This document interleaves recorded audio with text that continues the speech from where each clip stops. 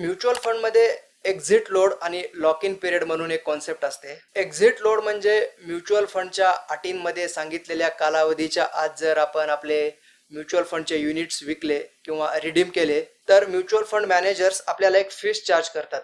त्याला exit load म्हणतात. ही fees 1% आसपास असते आणि हा कालावधी 15 दिवस किंवा 30 दिवस किंवा 1 वर्षापर्यंतचाही असू शकतो. आणि लॉक इन पिरियड म्हणजे काय, तर आपण म्युच्युअल फंडचे जे युनिट्स खरेदी केले आहेत ते तेवढ्या कालावधीसाठी आपण विकूच नाही शकत. म्हणजे लॉक इन पिरियड 1 वर्षाचा असेल तर 1 वर्षासाठी, 6 महिन्याचा असेल तर 6 महिन्यासाठी किंवा 1 महिन्याचा असेल तर 1 महिन्यासाठी आपण म्युच्युअल फंडचे जे युनिट्स खरेदी केले आहेत ते विकू नाही शकत.